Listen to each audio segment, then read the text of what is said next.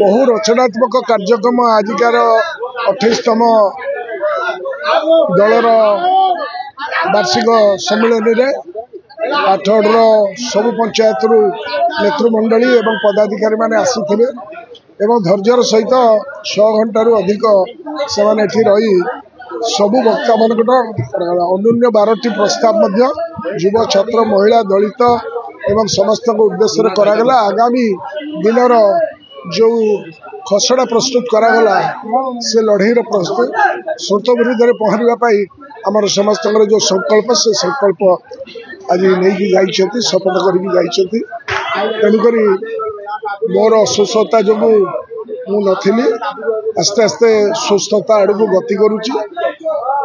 8 लोकों सहित जीना यहाँ मरना यहाँ इसके सिवा जाना कार्यक्रम करी मला जाए से कथा जो कथा देती से टे अगल बगल हम ये मो अंतर कथा ये कथा मुझे सारी। आठगढ़ जो लोक समर्थन देखिली विजु जनता दल प्रति एवं रणेंद्र प्रताप स्वाई प्रति से निश्चित भाव में गोटे साहस आम पाचु।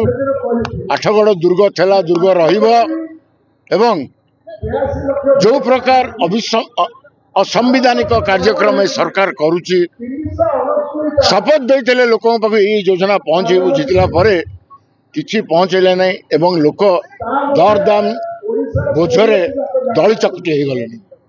संविधान प्रति भी सम्मान ना। अंबेडकर आमर जड़े महान प्रभात पुरुष जी आमर संविधान लिखिं सम्मान कले।